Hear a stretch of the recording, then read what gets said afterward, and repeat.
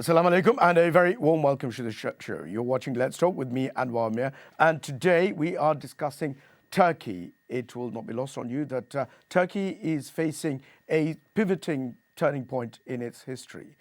We have elections in Turkey, the presidential elections, which are going off to the second round on the 28th of May, with the incumbent president Recep Erdogan narrowly missing out on the 50% that he requires. And with me to discuss this particular issue, I have three guests. Allow me to introduce you to them, but just before I do, please be reminded that this is an interactive show.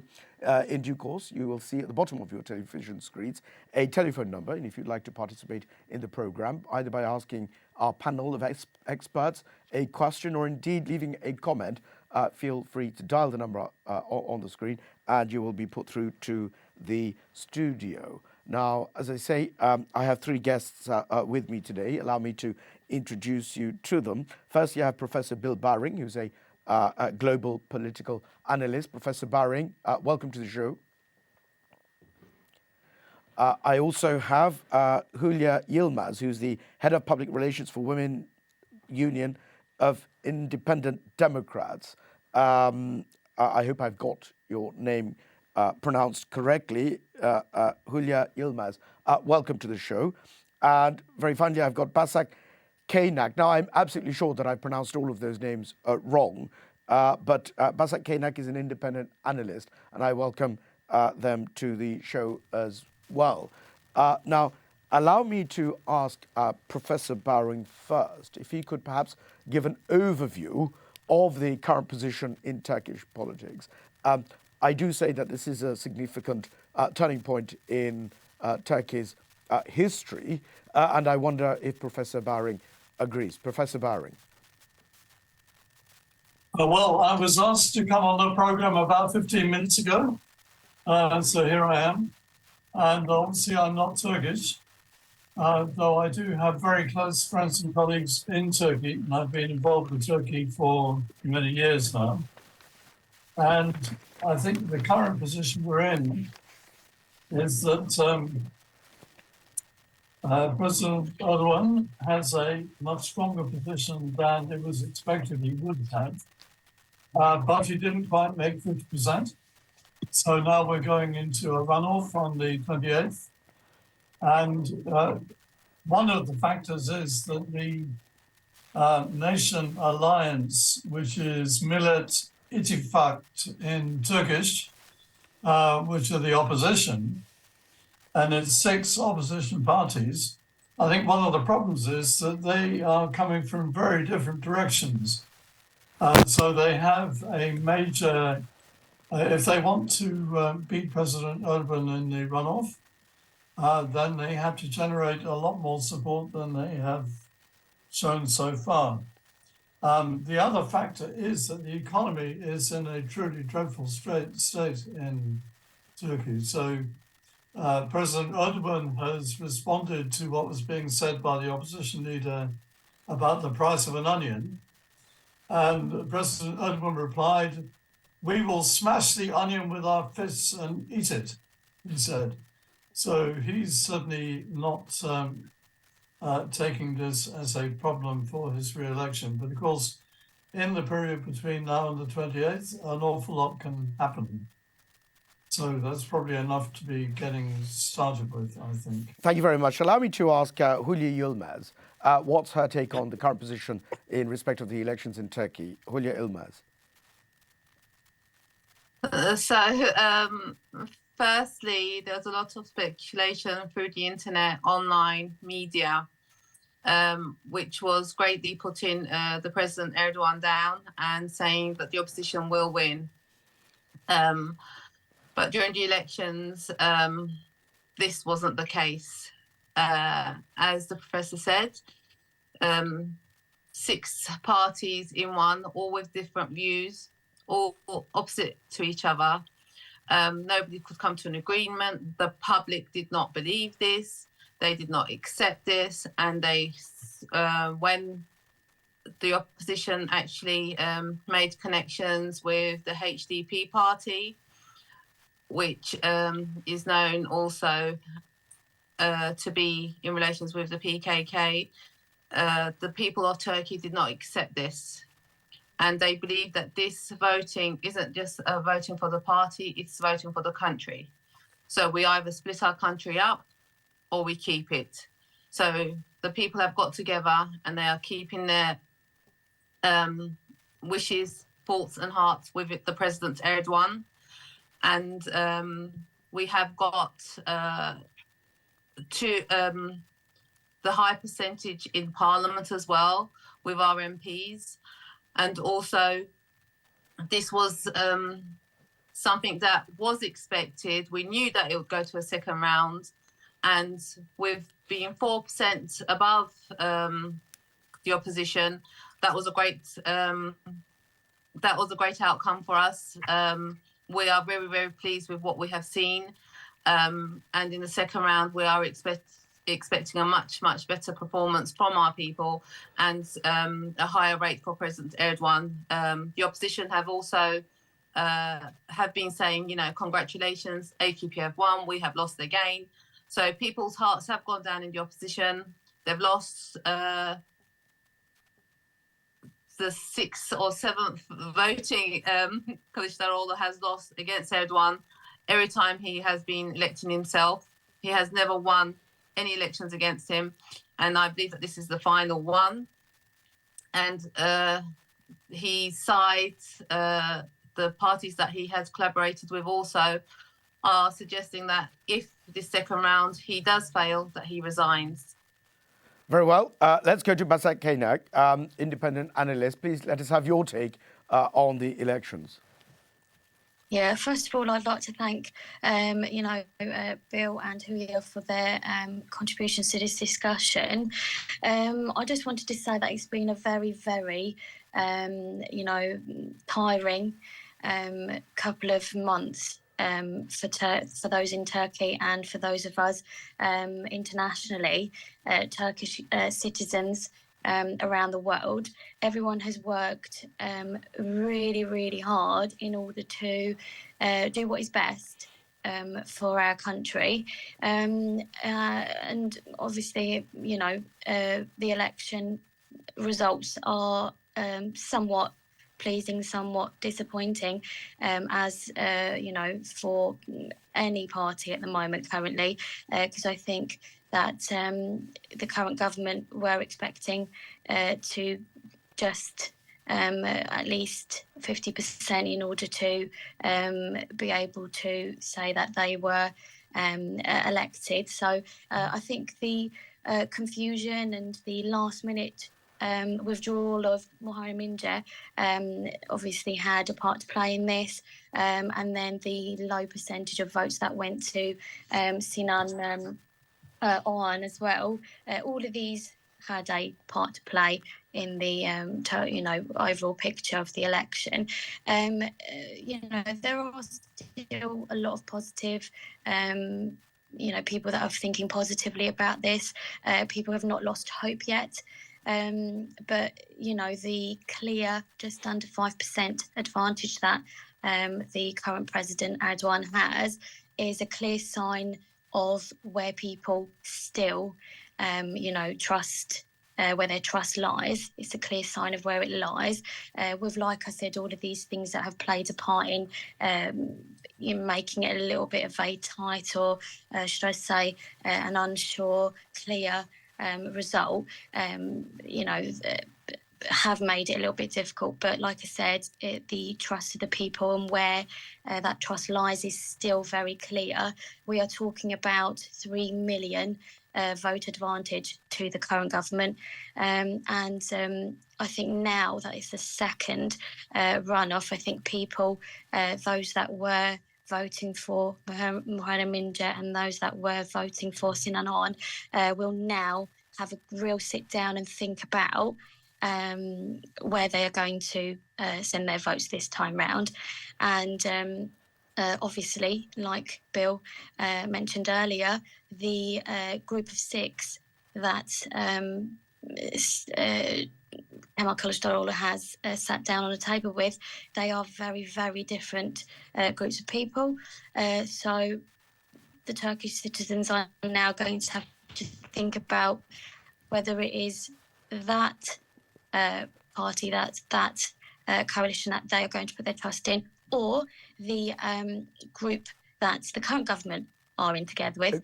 So the current President Erdogan's group, are they going to put their trust in him and the people that speak of similar words, their interests? So I think now, this time, it's the decision that people are taking very seriously. Let me ask you this. And hopefully there will be.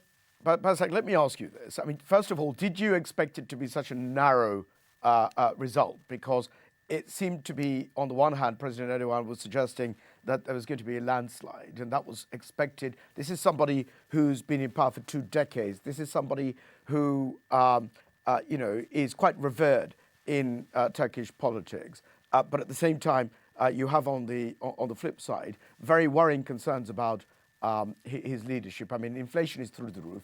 It is 44%, and that's half of what it used to be. It used to be 86%. The lira is absolutely tanked, as is the economy. The earthquake, the management of the earthquake is certainly questioned by a lot of people. You have the West, certainly allegations that the West is preferring a change from President Erdogan to Mr. Kemal Kılıçdaroğlu, and again, my pronunciations are wanting. Isn't it possible, for example, that if Sinan Ognan's 5% or 5.17% is swept up by the alliance, irrespective of the fact that it's a fragmented alliance with differing priorities, nevertheless, if that 5% is swept up by the alliance, then of course it's a worrying situation for President Erdogan, is it not?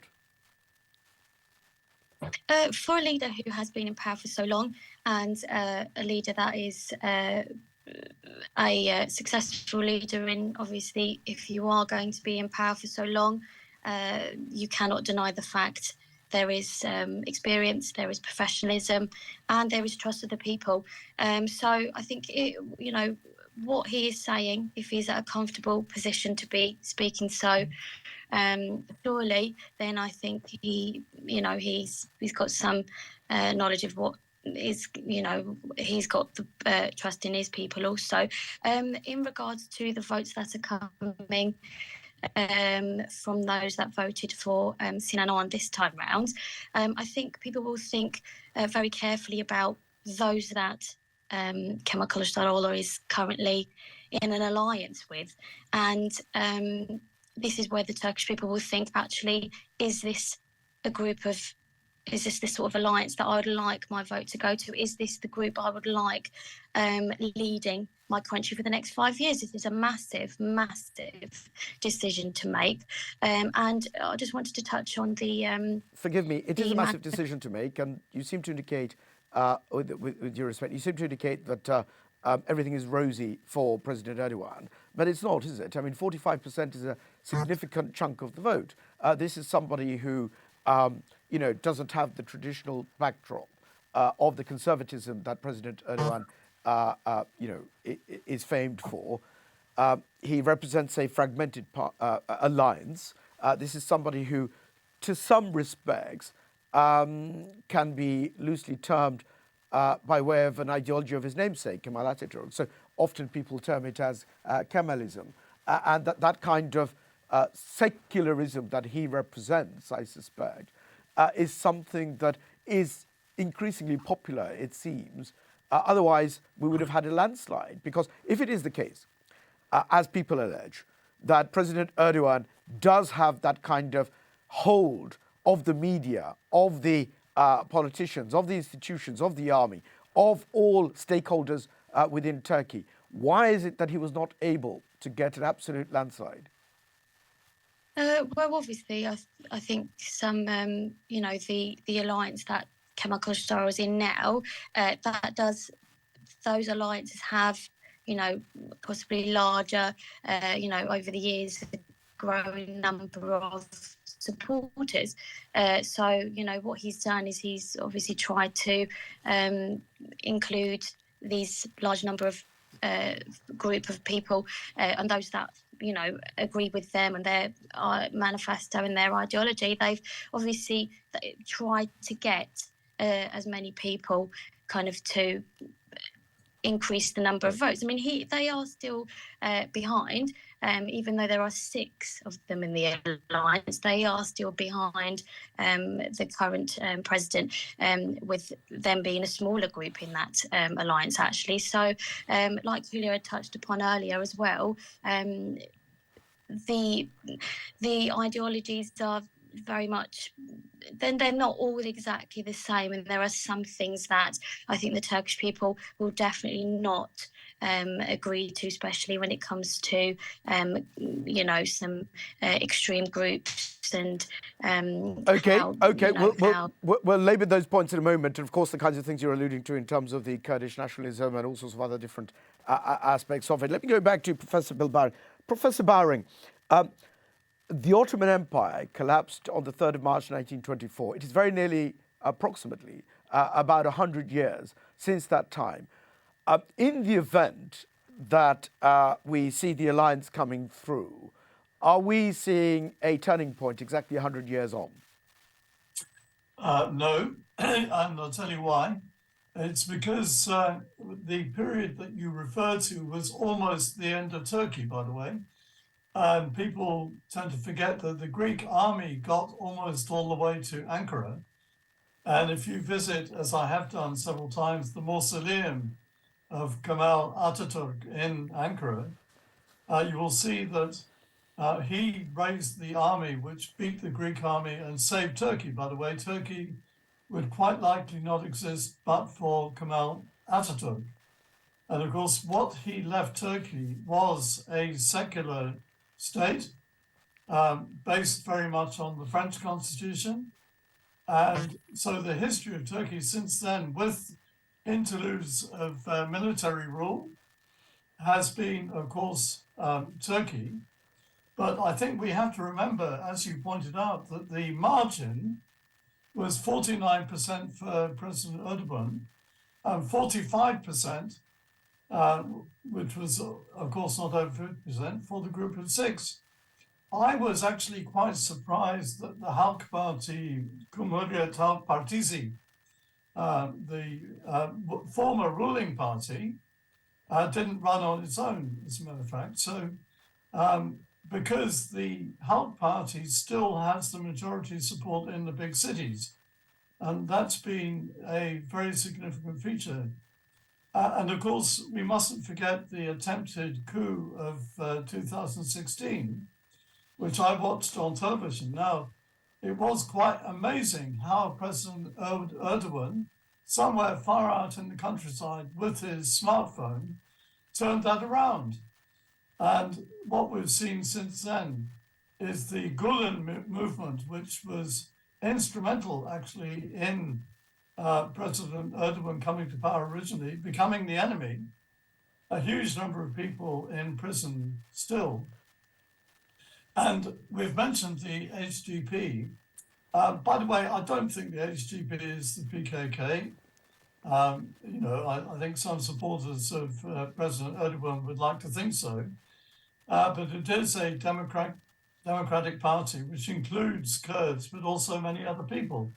And I think is particularly strong in Izmir, which is a city which is not a comfortable city, I would say, for the AKP, President Erdogan. So I say to anyone who wants to listen, Turkey is a democracy. You cannot predict who is going to win. I think it is a deeply divided country. And the Halk Partisi and its group sadly have the most boring politician in Turkey, Kemal Kılıçdaroğlu. I mean, he really is. And I think to try and build a movement around such a boring person is really quite difficult, particularly with a group of 6 parties who come from such different directions. So I think there have been serious miscalculations by the opposition. But I would also say that there is everything to play for between now and the 28th. Absolutely. Now, let me ask you this, Professor Bilbari. What significance, if any, does this elections have in terms of the future of NATO? Because, of course, Turkey is a very instrumental player in NATO. It's very influential.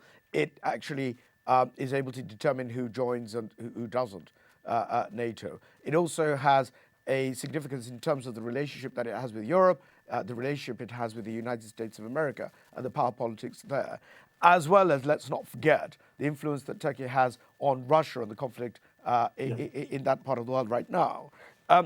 In the event that President Erdogan was able to cross the line, so to speak, what significance would that have in terms of those particular factors? And in the event that he didn't, in the event that the alliance was able to succeed, then what difference, if any, would that make? And we've got about a minute before we get on to the break. I don't know if you could summarize that. Well, let me summarize. I appreciate that in a minute. I understand. So I think Erdogan's position is that Turkey has given up on the EU, at least for the time being. And I think the agenda for President Erdogan is eastwards, by the way. And he's very concerned about the Crimean Tatars in Crimea, who speak Turkish. He's got Azerbaijan. Professor Baring, forgive me. Time has caught up with us. We will revert back to you as soon as we come back on. Let me, if I may, continue after the break, because indeed. Thank you very much, ladies and gentlemen. It is very interesting. Absolutely, ladies and gentlemen. We must go on to a break. When we come back, we'll be reverting back to this particular conversation. Do stay tuned. Don't go anywhere. We'll speak with you. We'll see you very shortly. Thank you. Assalamu alaikum, welcome back. You're watching Let's Talk with me, Anwar Mir. Today we are talking about Turkey. And many of you will be aware that Turkey is going through a very interesting phase at the moment, aside from the fact that it has been very sadly rocked by natural disasters, the earthquake. It is also having economic issues, and there is some sort of political instability as well, leading to this elections, which has been called slightly earlier than needed to. But the elections have gone on to the second round because no individual candidate was able to secure an outright majority in the first round, and that being beyond the 50%. We have the incumbent President Erdogan on 49%, and 49.6 to be precise, and we have his main challenger, Kemal Kılıçdaroğlu, if I pronounced that correctly, on 44.89, and therefore this has gone on to the next round, and as I understand it, that next round is going to be on the 28th of this month. Now, this is significant because it has a lot of consequentials in respect of a number of different dynamics. We're talking about Europe, we're talking about the conflict between Russia and the Ukraine. We also have the impact on Europe generally, NATO, and America, because, of course, Turkey has a dominance in the region, something that America cannot ignore. And I dare say this speaks volumes about the significance of these elections, not just in that particular region, but globally as well. With me to discuss this, we have two guests, and they are Professor Bill Baring, who is a global political analyst, and we also have Hülya Yilmaz, who's the head of public relations for women, the Union of International Democrats. And before we went off air, we were listening to Professor Baring, who I had to cut short only because of time reasons. But just before I go back to him, please be reminded that this is an interactive show. Should you wish to have your say, leaving a comment or indeed posing a question to our panel of experts, do feel free to call in. Allow me to go back to Professor Baring, and he was explaining the questions and the propositions that I was putting to him about the significance of these elections. Professor Baring, please do continue. Right, thank you very much. So, as you were saying, Turkey is a member of NATO, but in a very interesting position because previously, when the Halk Party were in power, Turkey was trying very hard to join the European Union. I would say that in recent years, that is no longer the case. Turkey is looking eastwards. And so on the one hand, Turkey is seeking to act as a broker between Russia and Ukraine. And Turkey has a particular interest. This is not just interference, because the indigenous people of Crimea are the Crimean Tatars, who did not get a good deal from Ukraine and are getting an even worse deal from Russia. So I think Turkey is, and they speak Turkish. So I think Turkey is rightly concerned about the Crimean Tatars. Also, of course, Turkey looking eastwards. There's Azerbaijan, where they effectively speak Turkish, and of course are in a continuing war against Armenia, which is supported by Russia. And then if you go to Central Asia, 4 out of 5 Central Asian states are Turkic speaking, and Turkey has massive investment actually in Central Asia, and even, for example, in Georgia. A further factor is, of course, that Turkey now occupies quite a considerable part of Syria. And since President Trump threw the Kurds under a bus in Syria and dumped them, the powers that actually decide what happens in Syria are Turkey, which, as I say, occupies quite a large part of Syria, and Russia, which provides the air cover by means of which Assad remains in power. So I would say, not that some people say President Erdogan wants to re-establish the Ottoman Empire. Not at all. I think President Erdogan sees Turkey's interests eastwards in developing the links and populations which it already has, and developing its position of being the broker between Ukraine and Russia, as it did on the question of the grain exports from both countries, at the same time as I think Turkey will increasingly come into tension, if not conflict, with Russia on those eastward questions. So that's in a nutshell. Professor Baring, let me ask you a very simple question. What would be in the best interests of Turkey, President Erdogan or a change? I think he's been in power for too long, to be perfectly honest. On the other hand, where is the alternative? And I think the opposition at the present moment, if they win on the basis of wanting to get President Erdogan out. And the main partner of the Halk Party, of this group of 6, is the EU Party, or Good Party in English, led by Meral Akşener, which is a right-wing party with 36 seats in the parliament at the present time. And so I think that makes for a really unstable coalition. And as I was saying, the Halk Party remains very strong in the big cities, but the countryside, I would say, in smaller towns are really dominated by the AKP. So is the short answer to the question? Sorry. Is the short answer to the question the best interests of Turkey to be served by another term by President Erdogan? I would say in any country, it's not a good thing to have one person in power for too long. And I do think that President Erdogan has become increasingly authoritarian with time. And that, of course, was partly a result of the unsuccessful coup in 2016. But the half of the country that supports President Erdogan strongly, no doubt feels that he's doing the right thing by the country. But as we can see, half of the population don't agree. Professor Baring, you should have been a politician because you're not answering my question. In terms of the half that do support President Erdogan, usually in the provinces where he has considerable support, where there is a tendency towards conservatism, if I can call it that, whereas if you have the major cities and the coastal areas, they seem to be supporting this alliance. The wealthier part of Turkey seem to be supporting the alliance. I'm going to ask you one more time. Would you say that President Erdogan would be the best person to continue to run Turkey, because essentially, as you rightly say, he has that authoritarian regime, and it's really him. It really is him. So one word answer is no. I see. And I think you probably gathered that from what I was saying earlier. Right. So if he is not the right person to lead Turkey into the next decade, would you say that the opposition, I appreciate you have reservations about the opposition, the fact that it has various fragmentations, various quarters within it, which may not be as ideal as one would perhaps want.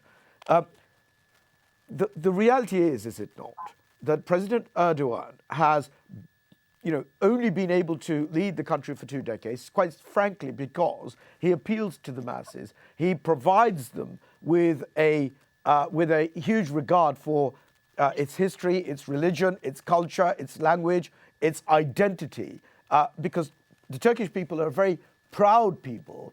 And the very fact that it has a great history, and it really was great, and the very fact that it has such influence, not just in its own region, but also, and again, not just in Europe, but throughout the world. I mean, we can talk all day about whether or not there was a specific reason why it is that Turkey was unable to become part of the European Union. Maybe it was too Muslim, if I can quite frankly put it like that.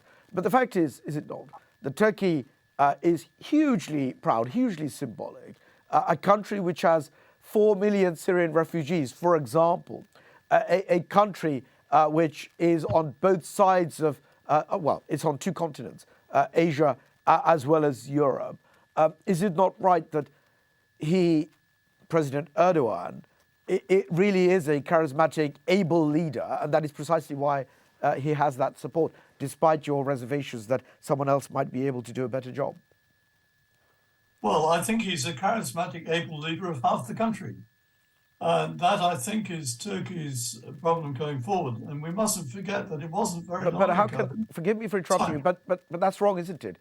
He is a charismatic, able leader for the entire country. That's what democracy is, isn't it? No, but we're in the presidential election now, where he got 49%, which is not 50%, and the opposition got 45%. That is really very close. And I would say that if you... But that's the same. I must interrupt, but that's the same for any country. I mean, whether it's the United Kingdom, which is pretty much split down the middle, whether it's the United States, where the red and blue are pretty much split down the middle, but at the end of the day, whether it's a first-party post system or whether it's something else, north of 50% position, the reality is, isn't it, that that person leads the entire nation. The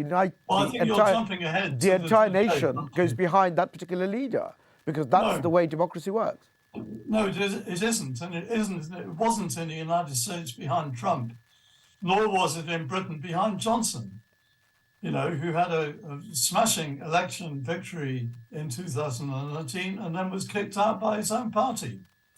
So, you're drawing the wrong comparisons. Well, I don't think I am. I don't think I am, because at the end of the day, if you have the vast majority of people going behind the Conservative Party, say 50% of the first past the post, as we have in the United Kingdom, we don't have proportionate representation here, as you know. And if it is the case that at that particular time the leader of the Conservative Party was, say, Boris Johnson. Well, he was. He was. Say Boris Johnson, because I'm talking about these recent elections, not previous elections. We're talking about the dynamics of the politics as a whole, and the concept of how it is that that individual has the mandate. It is the mandate of the entire country, effectively, isn't it? Because irrespective of the fact, that's why we have to wait until the 28th. Irrespective of the fact, no, we'll come to that in a moment. Of course, we have to wait till the 28th of May, because at the end of the day, in the event that President Erdogan has 51% or even 50.1% and becomes the president for a further decade, or a further term in any event, at the very least, isn't it the case that he then, therefore, becomes the leader of that particular country, and the people of that country will have to accept it? I appreciate you might think that that's a question of semantics, but the reality is that he has a huge amount of support. This is one man, although he comes within a particular alliance as well. This is one man. People are voting for Mr. Erdogan, President Erdogan. People are voting for him. They're not voting for the 5 different figureheads or the 5 different approaches and the dynamics and the 5 different ideologies that comprise of that particular alliance that's challenging him. It is President Erdogan. My question to you, before I move on to Julia Yilmaz, is that irrespective of the fact that there are a number of people, you perhaps included, and perhaps even, I dare say, the United States of America and certain countries in the West, who would like to see regime change despite the fact that a number of different countries would like to see regime change in Turkey, they would have their own agendas. And my point to you is that President Erdogan does represent the best person for the future of Turkey. You asked the longest questions, I must say. I'm contextualizing it because I'm challenging what you were saying about the mandate and so forth. Let me put it in one sentence then. President Erdogan, despite what you say, and despite the vast number of other countries who wish to see regime change, is the best person for Turkey, isn't he? That's a narrow question, I suspect. No, I respectfully disagree with you. I think you're wrong. Okay, because? Well, for all the reasons I've given, that his economic policies have been and are disastrous. I think his response to the tragedy of the earthquakes was pretty bad. And I think that he is leading a country where, as we were saying, the big cities, where a huge number of people live, I mean, it's a huge country, but the big cities are against him. So I think if he wins by a narrow margin on the 28th, we are in for a period of instability and possibly violence. And when one remembers that thousands are now in prison and being prosecuted from the FETÖ, from the Gulen movement, who were previously his supporters, that is just one indication, quite apart from the Kurdish question, quite apart from the fact that the HDP does actually have quite significant following and its leader is in prison. So Turkey, I think, is a democracy, but I don't think Erdogan has the key to his future, and I would say that he's past his sell-by date. Now, you're a commentator on international affairs, not just in terms of Turkey. I'm a lawyer. I'm an international lawyer. I know you are. I've been taking cases against Turkey at the European Court of Human Rights since the 90s. Right. And I've been to Turkey quite a number of times in connection with cases, and I'm president of the European Lawyers for Democracy and Human Rights, which has two very big lawyers' organizations in Turkey, all over the country, quite a few of whom are presently in prison. So I'm not Turkish, but I think I know quite a lot about what's going on. Well, indeed you do. And what I'm basically saying is that you may quite rightly say that Turkey isn't without its problems in terms of politics and whether or not it treats its opponents properly or not. And as you say, you've worked closely, or you've actually worked on cases where opponents and people of political persuasions have been detained. It may or may not be correctly and rightly and so on and so forth, that they may be motivated by ulterior motives. But in terms of the position of Turkey, I mean, you've got, for example, the United States, which regards countries such as Turkey and keeps an eye on them under the microscope, if you like. And nevertheless, they seem to be able to turn a blind eye, if I can call it that, turn a blind eye to the kinds of incidents that you say Turkey engages in, such as the way it treats political opponents. Why is that? Why does the United States do that? Because if, for example, there are other, and I can name a number of other countries where if, for example, somebody steps out of line or they do something that they don't like, the United States isn't shy of intervening. Let me give you that example. In terms of Pakistan, when they took the view that Imran Khan wasn't singing according to their own hymn sheet, they were quite quick to indicate, perhaps indirectly, that there needs to be regime change, and it was quite promptly there was a coup. Why is it, do you think, that the United States is quite reluctant to intervene directly in that way? I think the United States is in its second civil war at the present time. I think the conflicts and tensions between the Democrat and Republican states and in particular the extreme positions of the Republican states, and the fact that the probably next president of the United States will be a very old man who's presently being prosecuted for all kinds of things, not that his supporters pay any attention. And I think that who's in power has had a dramatic effect on Turkey and the whole of the region. And as I say, President Trump acted on behalf of the Turkish government by throwing the Kurds under the bus and dumping them in Syria. And President Biden, I think, is more of a social democrat. And of course, President Erdogan leads an Islamist party that was banned not so many years ago, and the European Court of Human Rights upheld that ban. Whereas the Halk Party, Cumhuriyet Halk Partisi, is a social democratic party, and I think more to the taste of President Biden. If Trump wins the next election, then I think Erdogan will have his best supporter, as will President Putin. Well, it's interesting what you say. We're trying to reconnect Julia Yilmaz because I think she has some technical issues. So I'm going to ask you a further few questions on that. In respect of President Erdogan and the elections in Turkey, I mean, you said earlier on that the economic mismanagement was woeful, that it was pretty poor. I appreciate that the lira is not doing well at all and the inflation is out of control. The situation is that whilst people from outside of Turkey may well be enjoying cheap holidays, the reality on the ground is that it's not in the best interest of the Turkish people. And the situation there is quite worrying. I'm going to come... Can I just interject Yeah. to say that the headline in The Guardian presently is Turkey's economic crisis expected to deepen after Erdogan tops poll. Analysts fear Erdogan victory could lead to further instability with high inflation and lira already close to historic low. And when we come back, we will go back to that particular issue. Ladies and gentlemen, I must go on to a short break, and when we come back, we will carry on with this discussion. Do stay tuned. We'll speak to you in a very short moment. Thank you.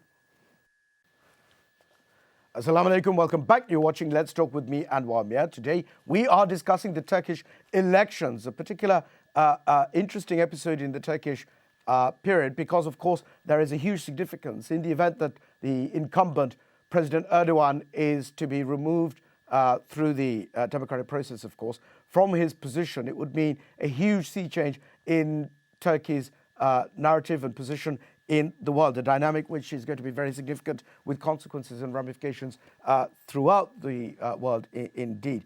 With me to discuss this is Professor Bill Baring. Is a global political analyst and an international lawyer. I also have Dr. Abdullah Najjar, who is Syrian and a medical practitioner. Before we went off air, we were discussing with Professor Baring certain matters on this particular topic, and I'm going to revert to him. But just before I do, I would, of course, welcome Dr. Najjar, and thank you for joining us, and remind you very gently that this is an interactive show. If you'd like to participate in this particular program, do feel free to call in at the number on the bottom of your screens. Let me go back to Professor Baring and ask him this. You were, Professor Baring, discussing or talking about the Guardian headline, which you were quoting, and you were about to say something before we had to go on to a break. Yes, so I'll repeat the headline, which is following on the result of the election. It says Turkey's economic crisis expected to deepen after Erdogan tops poll. The article makes the point that Turkey is the 19th largest economy in the world. And this is a very populous country with a huge economy. But recently, there's been 105.19% price increase last month on the previous year. The prices are up almost a third compared with the beginning of 2023. And I just repeat this, that the price of onions, a staple in Turkish cuisine, quickly became a talking point in the election after Kılıçdaroğlu released a video stating now 1 kilogram of onions is 30 liras if Erdogan stays it will be 100 liras. Erdogan's reply at an election rally dismissed the concerns about the rising price of food. Quote, "Our cause is great. We know how to smash an onion with our fists and how to eat." It is a very, it is a Forgive me, very. let me just finish. Let me just I've got a finish caller this online, so very briefly, if you would, yeah. Let me just finish this short Okay. quote because it's Okay. very indicative. He said, quote, "Our cause is great. We know how to smash an onion with our fists and how to eat it. In this country, there is no expensive onion, potato, or cucumber problem. We have already fixed problems in Turkey." I think that is a really dangerous position to have. Very well. Let's see who's online. Hello, caller. Hello, caller. Hello, can you hear me? Yes, I can hear you. Hello, you're live on air. What would you like to say? Well, I just want to say, the Turkish election has happened, and it's been a democratic process, and the population have voted, and they've voted for Erdogan and his party. So No, we can't really do anything about it. The people of the country want Erdogan. Erdogan may not be to our kind of liking. Personally, I don't like him, but Okay, just caller. He's been elected. Forgive me, caller. Just a short clarification. The Turkish elections haven't actually been over. We've got the first phase where no individual had an outright majority, and that's why it's gone to a second stage on the 28th of May this month. What's going to happen is the second stage is going to happen to determine who actually wins. But I take your point. Look, let me ask you this particular question. You say that you don't particularly like him, but it seems to be the case that the vast majority of the Turkish people are voting in his direction. Let me ask you very simply this. Why do you not like him? I mean, it's quite obvious, isn't it? I mean, anyone who changes their constitution of their country so he can stay in power longer clearly is, in it for the power. Yeah, because you have to remember, Turkey was a parliamentary system, right? And then he became effectively a honorary presidential role, and he changed the system to a presidential system so he could make the president an executive role. So anyone who makes constitutional change to the country clearly is power hungry and wants to stay in power for as long as he wants to. But aside from the fact that there may be a particular motive, you say he's power hungry. The fact is that he's got good form, hasn't he? Because he seems to be well liked by the people, and that is why the present wind appears to be blowing in his favour. He seems to have done extremely well, aside from the fact that at the moment there are some economic issues going on. But aside from that particular fact, he has huge standing in the international community, commands huge respect on the global stage, is hugely, and I use those words in succession deliberately to underscore the fact that there is a considerable amount of weight that President Erdogan commands on the global stage. So he has proven himself, has he not, to be extremely effective and well-liked, well-respected, and done tremendous things for the Turkish people. That's your opinion. What I'm saying is... Well, no, that's fact. That's fact. It's not my opinion. That is fact. What I'm saying is that Turkey, in terms of Europe, in terms of NATO, in terms of the influence that he has in respect of Russia and the kind of negotiations that he was trying to undertake between the two warring factions, the fact that they were prepared to sit down and listen means that he has some weight. So it's not my opinion, with due respect. It is fact. Well, can I get a word in? So, I mean, to be honest, what you've said, I'm not going to deny that, but the thing is, what you can't deny, right? The Turkish people have elected him, and all the people who are whinging outside, kind of like, oh, he's a bad guy, good guy, whatever, they shouldn't. Well, shut up, keep quiet. They've elected him, fine. It's their choice. Let them have the leader they want. Now, if you ask me, I'm a caller, and I'm saying, do I think Erdogan is the right person? Personally, I think anyone, any individual, whether it's Erdogan or anyone else leading any country anywhere in the world, if they are going to change the constitution of their country to stay in power longer, that is a red flag for me. That is saying this guy's motive are somewhere else. Right? That's a red flag for me. Okay, I understand. Thank you very much for the call. It is a good point because at the end of the day, if the mechanics are not quite legitimate and transparent, I suspect one will say that the mandate is illegitimate and therefore, irrespective of the fact that he does extremely well in his role as Prime Minister or President, whatever the case may be, because in this particular case there were two different stands, it may be questionable. Point taken. Let me go to Dr. Najjar. Dr. Najjar, now you're of Syrian extraction. You know the impact that, and the influence rather, that Turkey has on not only Syria but the entire region, which is quite volatile as we speak. What is your take on the current position? Well, first of all, Turkey is a very influential country, is a big power in the Middle East, and is a big player in the politics of the Middle East and on the international front. And I think President Erdogan has brought Turkey from such a difficult financial, economical situation into prosperity. And this is a fact, and everybody knows that. Despite the fact that, for me as a Syrian and for the Syrian people, we have not actually been happy with the Turkish political stance in Syria, especially after the situation erupted with the Iranians and Russians and the international intervening in Syria. So there has been quite a lot of pressure on the on the Turkish government. And I think part of the economical crisis that the country has suffered recently is because of the Turkish position in Syria and somewhere else. And we know all that this particular party, the Al-Adala wa Tanmiya, led by President Erdogan, has had quite a lot of pressure.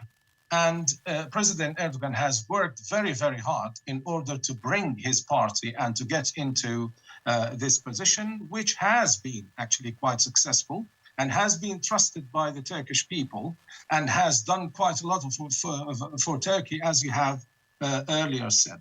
So my take about what happened in Turkey within this election is the fact that quite many people and those who were actually trying to analyze the situation and see who is going to be in power next. I think this has come as a big shock, not to the people who are supporting Erdogan and his party. Actually, it was the opposition who was really shocked, mainly because of the parliamentarian election and the fact that Erdogan's party now dominates the parliament. And even if in the second round of these elections, even in the worst case scenario, Erdogan's party loses the elections, the opposition will not be able to form a government.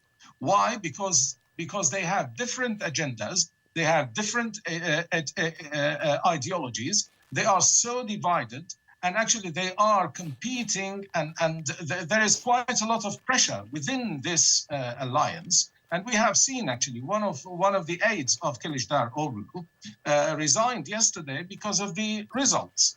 So I think this is again a big victory to Erdogan. And what makes Erdogan successful, what makes him a winner again, is the fact that his party, he and his party are coherent, they have the integrity, and they are one hand, if you like, against this alliance that is made up from so many parties, including, add to that actually the surprise that have come in this election, which is the Sinan Ogan. Sinan Ogan is, by the way, he's from Azerbaijan roots, and he is a nationalist.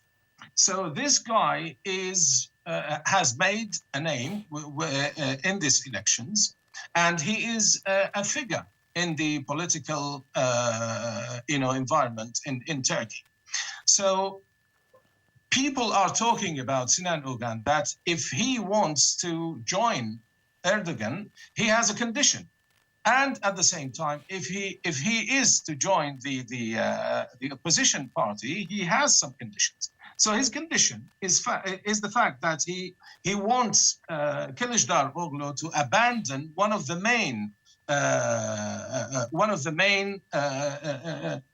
parties that form this alliance, which is a secular Kurdish party.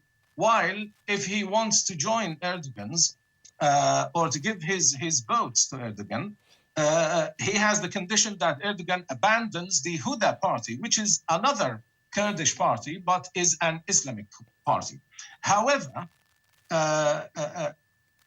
the Kılıçdaroğlu and the opposition need actually the votes of Sinan Oglu in order to make the balance or to win the elections. But in the meantime, Erdogan doesn't need the votes of Sinan Oglu or the portion of the votes that come with Sinan Oglu. So this is the situation. And in the worst case scenario, actually, Erdogan's party and Erdogan can still make a government based on the division and the problems that are going to arise within the alliance or the opposition alliance in case they have won the elections. Coming back to the Syrian situation and the influence of the Turkish government or the Turkish, position towards Syria, I think the Syrians suffered quite a lot. And we were expecting a lot more from President Erdogan and his party within those tough years that have, the world has witnessed. But still, I think Erdogan has not had full grip on power in Turkey and his party. I'm not saying that he should be having full power and he should be managing all aspects of life in Turkey and outside Turkey. I'm just saying that Erdogan hasn't been in full power. He didn't have the, he has to have... Okay, according to you, forgive me for interrupting you, but two observations, if I may. According to you, you say President Erdogan has not had complete, absolute power. Is that a good thing or is that a bad thing? Would you have liked him to have had absolute power, a free reign, so to speak? And secondly, my question to you is about Sinan Ogan. His position, as I understand it, is that he is very pro-nationalist. He doesn't like refugees, for example, the 4 million Syrian refugees, people that are from who you share an ancestry with. He would like to see them leave Turkey. He would like to see a less refugee favoring nation. So my question to go on. I think you've got my point. Well, first of all, I'm not trying to say I do not favor that President Erdogan has got full absolute power in Turkey and in Syria. No, that's not what I meant. What I tried to say indirectly is the fact that Erdogan had to have an alliance with the MHP party, which is the nationalist party, and actually. There has to be some kind of compromise when you make this alliance. And actually the compromise was the Syrian,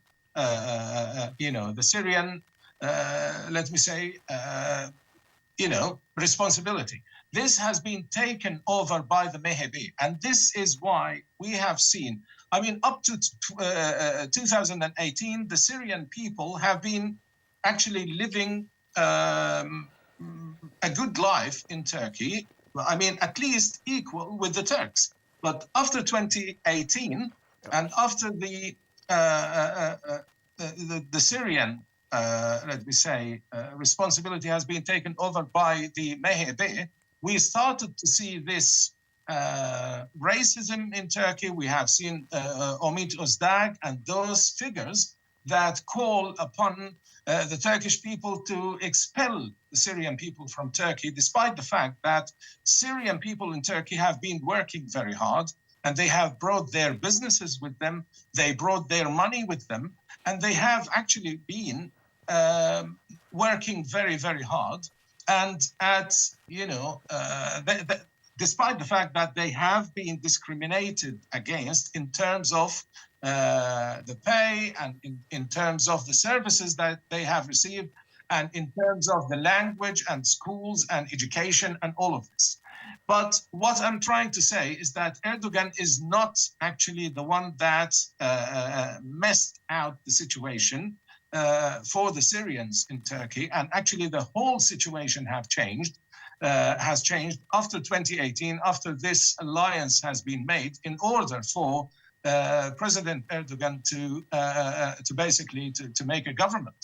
Sure. Otherwise, he did not have the majority, and he was not able to make a government on his own from his, the people of his party on their own. They had to have someone else to share the government with. And this is exactly what I meant by the fact sure. that... Dr. Najjar, thank you. I've only got a couple of... Dr. Najjar, thank you very much. I've only got a couple of minutes left. Professor Baring, final thoughts, please, in terms of what you've just heard from Dr. Najjar, and perhaps touching on our previous caller, who very simply said that because of the fact that there were some dynamics involved, the changes in the constitution, allowing President Erdogan to run for another term, these kinds of things worry him. You've got about a minute, if that's okay. So I think starting from the position that the AKP has an overwhelming majority in Parliament, the only way, of course, that the opposition could make any kind of have any kind of a chance in the presidential election was by getting together. And Dr. Najjar is quite right that this is a very unstable coalition, and at the present moment, the Halk Party, which used to be the ruling party in Turkey, has really quite a small minority in Parliament. I think it's therefore actually quite remarkable that neither candidate made the 50%, and Erdogan is on 149, and effectively the opposition, Kılıçdaroğlu, on 45. That is really very close. And as I've been saying throughout Turkey, this is not an overwhelming majority for President Erdogan. I'm really sorry about that. And President Erdogan has been there for a long time. And in economic terms, the last years have been disastrous. And I think he came out of the earthquake tragedy disaster really badly. Professor Baring, people were expecting he would lose, but everything to play for the 28th. Professor Baring, Dr. Najjar, thank you very much for joining us. Ladies and gentlemen, thank you very much for watching. Of course, we wish the Turkish people well. We offer our condolences to the some 50,000 people who have very sadly been lost during the earthquake. And we would all like to see a strong, prosperous, and free and fair Turkey. Do keep us in your du'as, inshallah. Thank you very much for watching this program. Inshallah, see you next time. Assalamu alaikum.